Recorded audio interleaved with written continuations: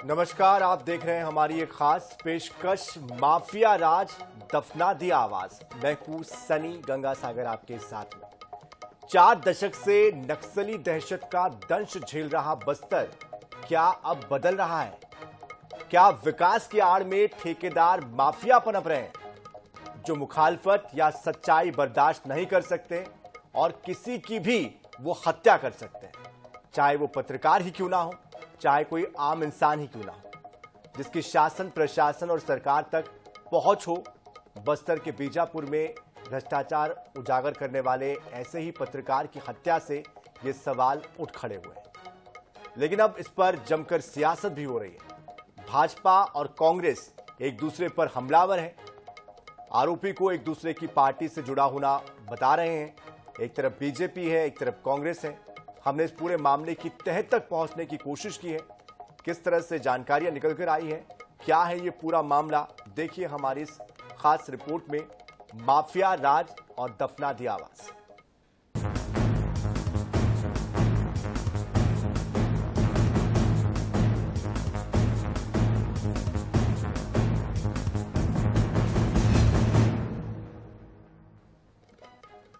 छत्तीसगढ़ के बीजापुर में भ्रष्टाचार उजागर करने वाले पत्रकार मुकेश चंद्राकर की आखिरकार 3 दिन बाद लाश मिली। बेरहमी से हत्या करने के बाद उसकी लाश एक टंकी में फेंक दी गई। ये टंकी उसी यार्ड में है जिस यार्ड के मालिक ठेकेदार के भ्रष्टाचार को पत्रकार ने उजागर किया था।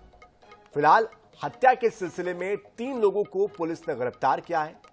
इस हत्या के बाद पत्रकारों में इस बात को लेकर नाराजगी है, रोष है, आक्रोश है और इस बात को लेकर प्रदेश की सियासत भी गर्म है।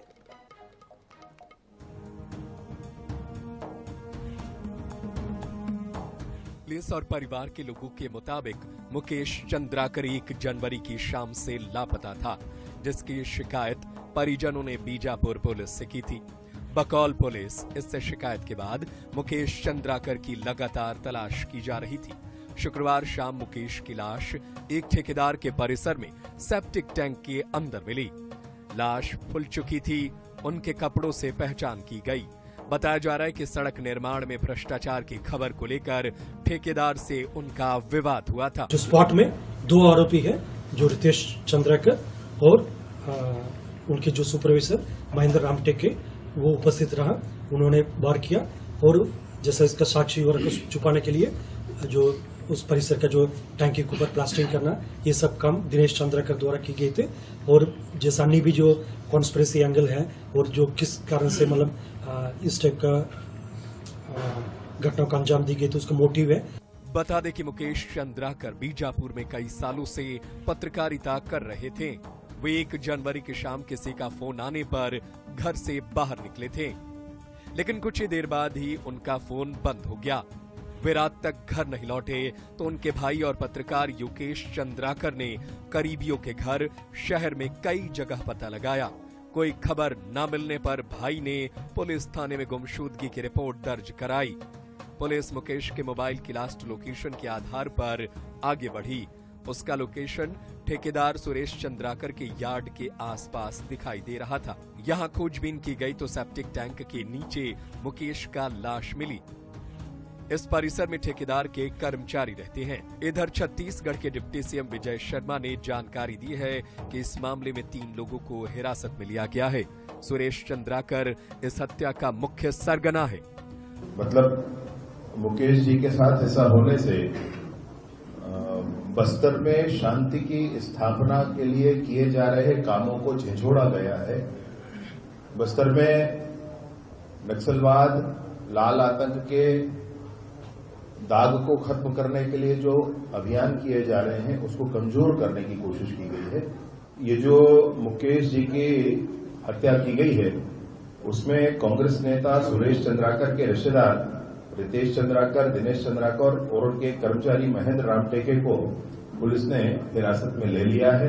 पूछताछ जारी है और शीघ्र ही आगे बात होगी। और दूसरी एक विशेष बात आपके सामने रखना चाहता हूं, तुरंत ही इस पर कार्यवाही करते हुए आईपीएस मयंक गुर्जर अतिरिक्त पुलिस अधीक्षक हैं बीजापुर में, उनके नेतृत्व में 11 सदस्यीय टीम बना करके एसआईटी का गठन करके और इस प्रकरण की पूरी जांच शुद्धता से की जाएगी, यह भी निर्णय हो गया है। छत्तीसगढ़ में घटित यह घटना ठेकेदार के रूप में पनप रहे माफिया का हाल बयां कर रहा है, जिसने एक पत्रकार की आवाज को दबाने के लिए निर्ममता से उसकी हत्या कर दी। उम्मीद है कि पुलिस इस संवेदनशील मामले में त्वरित कार्रवाई करते हुए हत्याकांड से जुड़े तमाम किरदारों को सीखचों के पीछे पहुंचाए। Bureau report, INS 24/7 Raipur.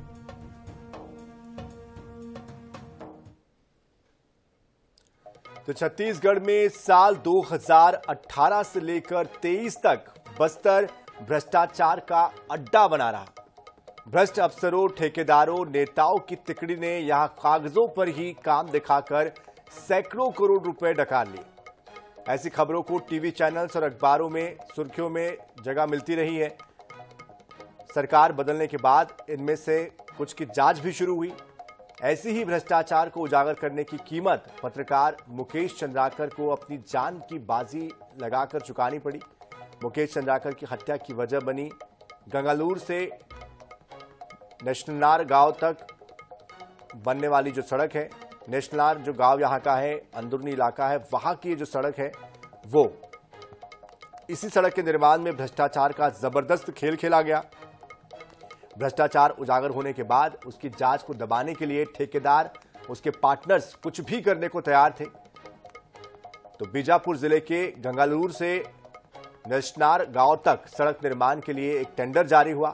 लोक निर्माण विभाग ने किश्तों में इस एक सड़क के लिए एक ही ठेकेदार के साथ कुल 16 अनुबंध कर लिए। देखिए किस तरह से सिस्टम काम करता है, जरा ये समझने की कोशिश कीजिएगा कि एक ही ठेकेदार को अलग अलग किश्तों में टेंडर जारी किया गया और 16 अनुबंध, 16 कॉन्ट्रैक्ट उस एक ही ठेकेदार से किए गए।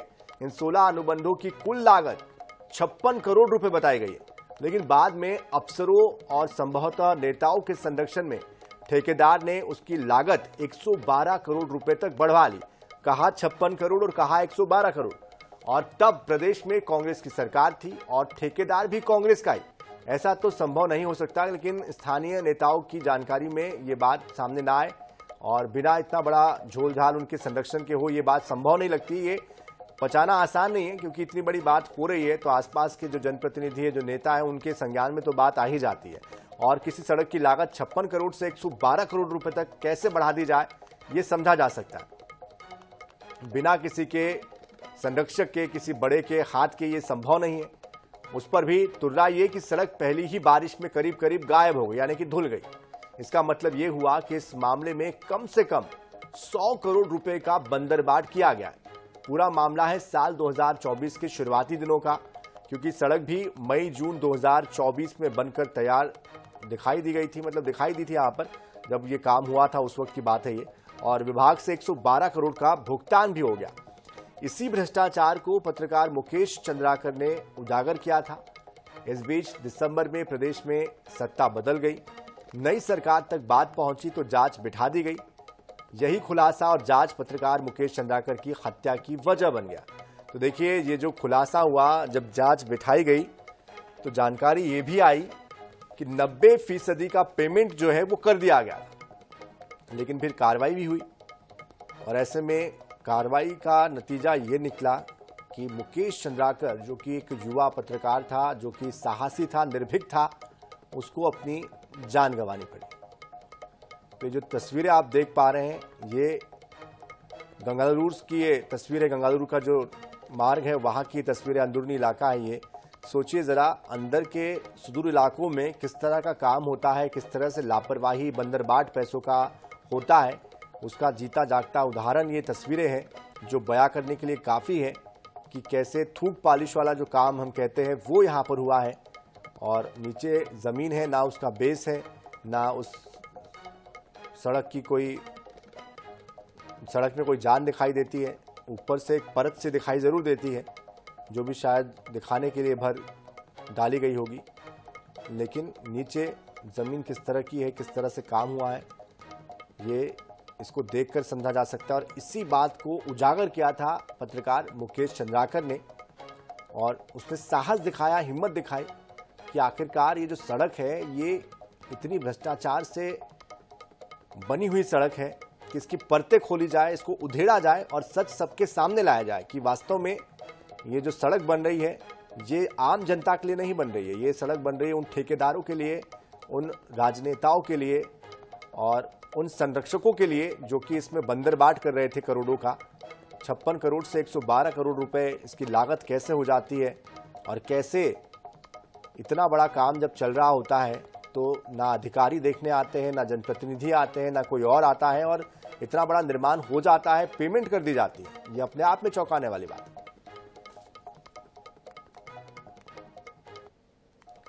तो सड़क निर्माण में करोड़ों के भ्रष्टाचार के उनके बीजापुर जिले के युवा पत्रकार मुकेश चंद्राकर की निष्ठुर हत्या कर दी गई। वो 1 जनवरी की शाम 7 बजे से लापता थे। उनका शव सेप्टिक टैंक में मिला।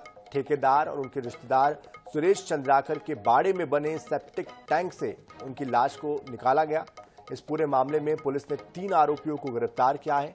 एक तरफ जहां इस हत्याकांड को लेकर देश भर में आक्रोश है, तो वहीं दूसरी ओर अब इस पूरे मामले पर सियासी आरोप प्रत्यारोपों का जो दौर है वो भी शुरू हो गया।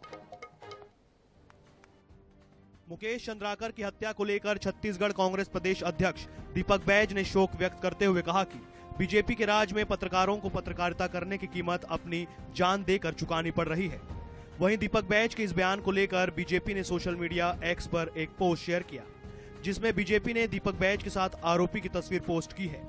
इसके साथ ही बीजेपी ने कांग्रेस का हाथ अपराधियों के साथ टैगलाइन भी दिया है।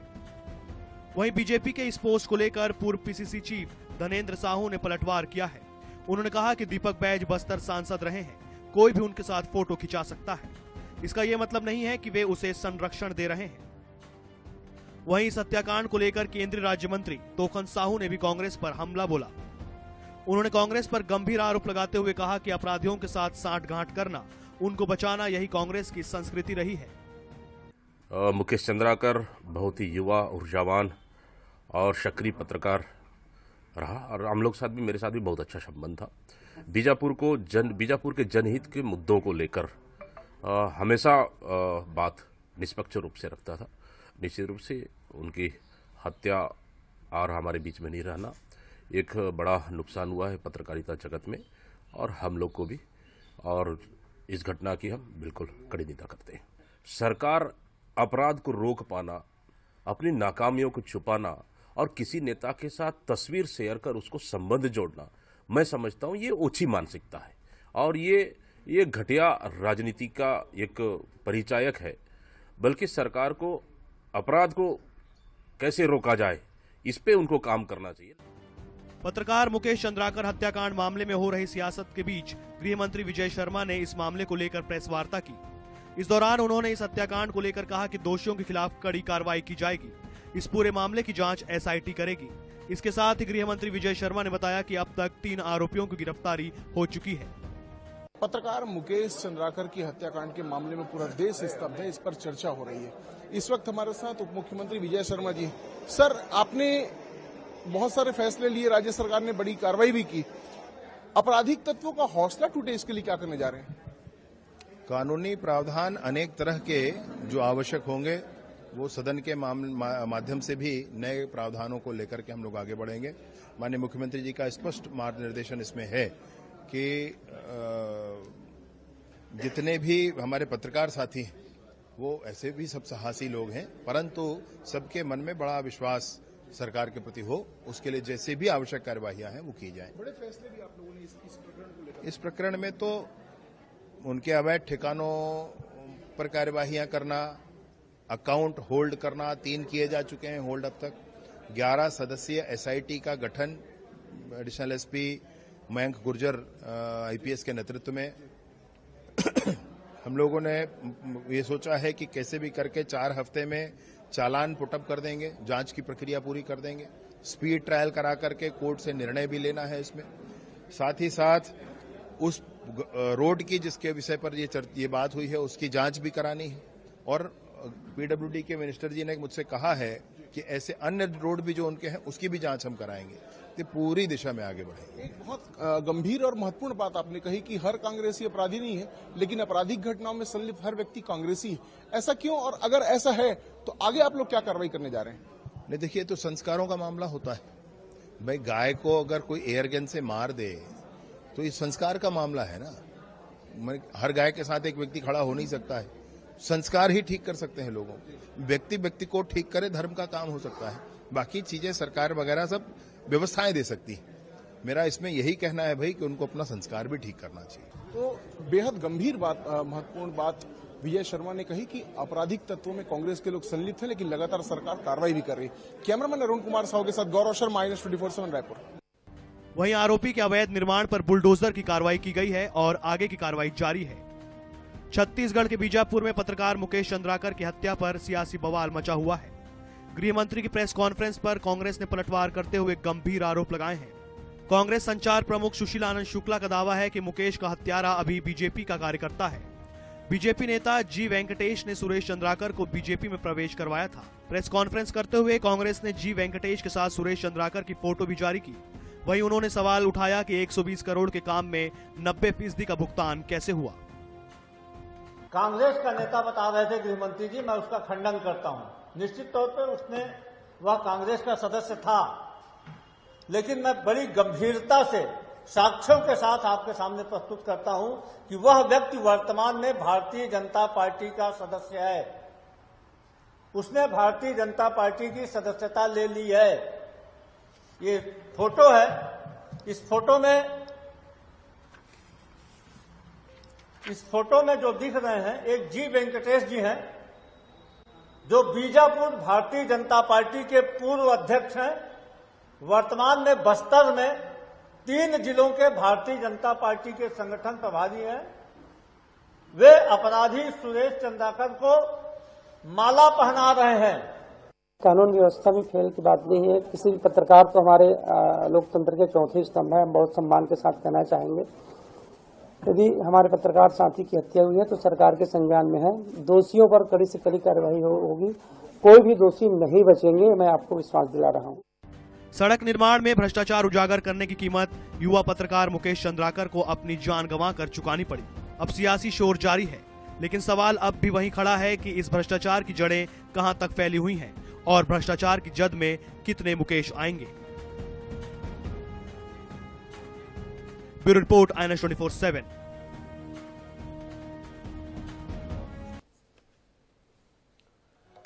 तो बीजापुर में पत्रकार मुकेश चंद्राकर की हत्या में शामिल आरोपी के खिलाफ प्रशासन ने कार्रवाई की है। आरोपी ठेकेदार सुरेश चंद्राकर के अवैध कब्जे पर प्रशासन ने बुलडोजर चलाया है। आरोपी ठेकेदार ने गंगालूर सड़क के पास 5 एकड़ वन भूमि पर अवैध कब्जा कर रखा था, जहां से वो कंस्ट्रक्शन का कारोबार चला रहा था, जिस पर चला दिया है प्रशासन ने। और कार्रवाई के दौरान मौके पर वन विभाग के अफसर, SDM, राजस्व अमला मौजूद रहा।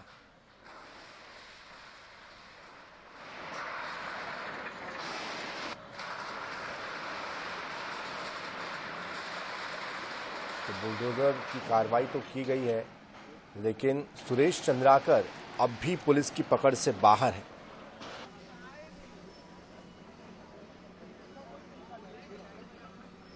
तो सवाल इसी बात को लेकर है कि क्या कानून का राज भी खत्म हो गया है, क्योंकि जिस तरह से निर्मम हत्या की गई है मुकेश की, तो ये भी बताता है कि शायद कानून का डर होता तो इस तरह की निर्मम हत्या नहीं होती, मुकेश की जान बच सकती थी। और जो कार्रवाई होनी चाहिए थी पहले, वो बाद में हो रही है। ये भी अपने आप में एक बड़ा सवाल है कि जब धमकी मिल रही थी, जब जिस तरह से ये पूरा घटनाक्रम सामने आया, तो एक युवा होनहार पत्रकार को, साहसी पत्रकार को अपनी जान की कीमत चुकानी पड़ी है। इस पूरे भ्रष्टाचार को, इस पूरी धांधली को उजागर करने के लिए कार्रवाई जरूर अब हो रही है।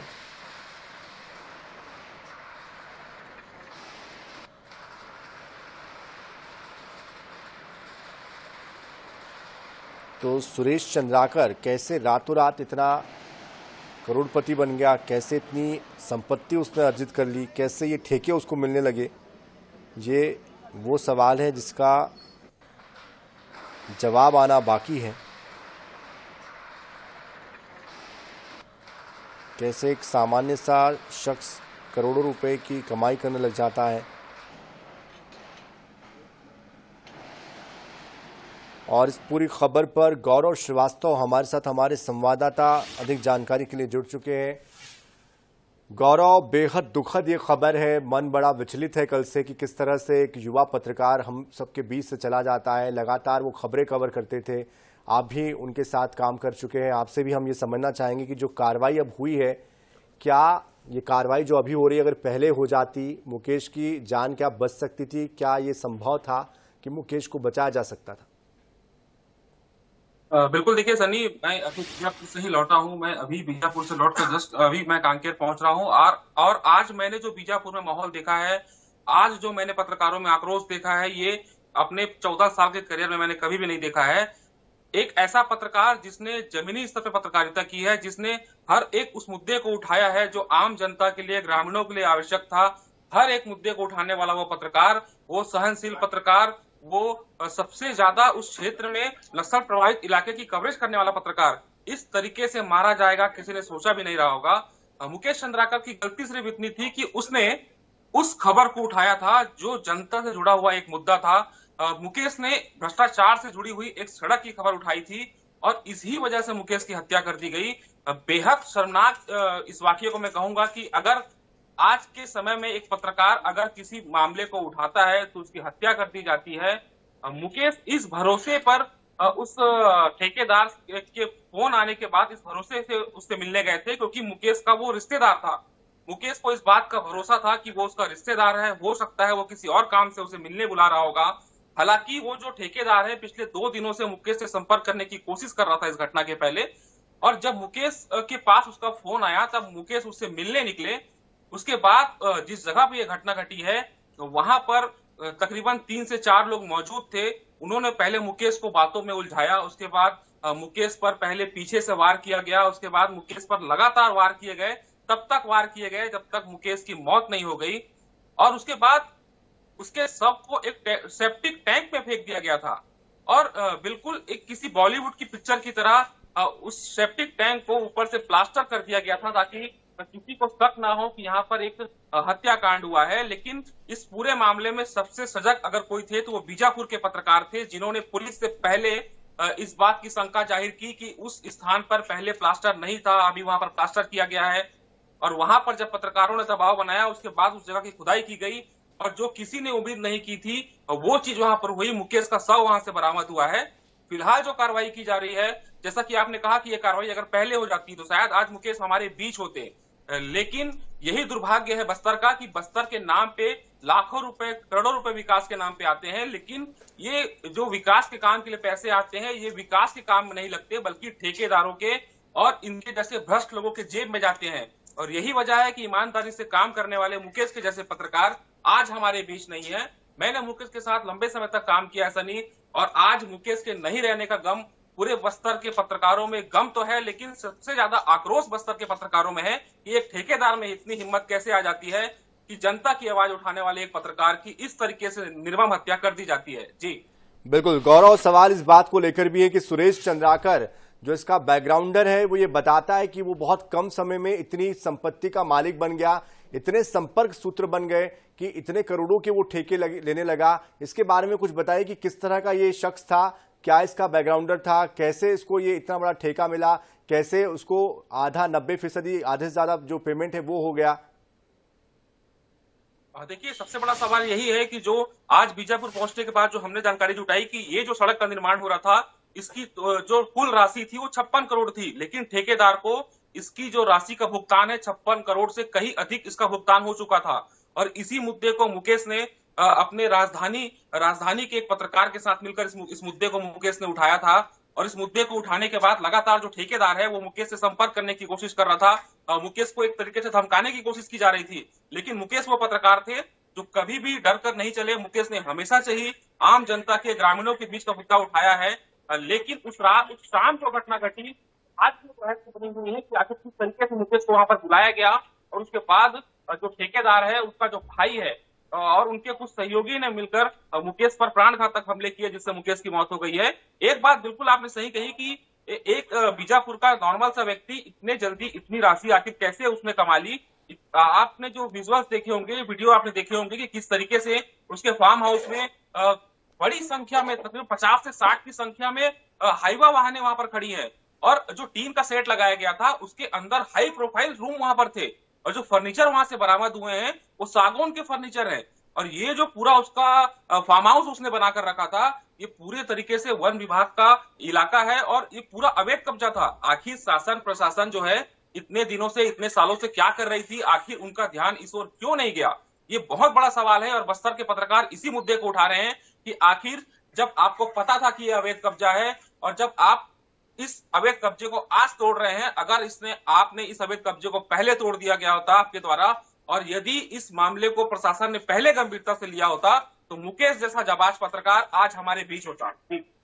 बिल्कुल जाहिर सी बात है गौरव, जिस तरह से आप ये बता रहे हैं ये शायद बहुत ज़्यादा ये कह लीजिए कि विडंबना ही है हमारी कि इस तरह से जब सच हम दिखाते हैं तो उसके बाद सच दिखाए तो हमारे ऊपर आरोप, नहीं दिखाए तो आरोप। ऐसे में हम कहाँ जाए, ये भी एक बड़ा सवाल है। और जो ग्रामीण हैं या जिनके लिए हम ये खबरें कवर करते हैं उनकी भी जिम्मेदारी बनती है कि वो सच जाने और इसके लिए वो खुद भी आ गए। बहुत शुक्रिया गौरव हमारे साथ जुड़ने के लिए। आगे भी अपडेट आपसे हम लेते रहेंगे। तो देखिए, सवाल पूछना हमारा काम है और आगे भी हम आपके सरोकार से जुड़े हुए सवाल इसी तरह बुलंदी के साथ मुखर होकर पूछते रहेंगे। लेकिन इन सवालों के पूछने के साथ साथ आपका जो साहस है, आपका जो साथ है, वो भी मिलना बहुत जरूरी है, तो ही जाकर सच सामने आएगा, क्योंकि आखिरकार सवाल हम आपके लिए पूछते हैं। इसी के साथ इस खास पेशकश में इतना ही।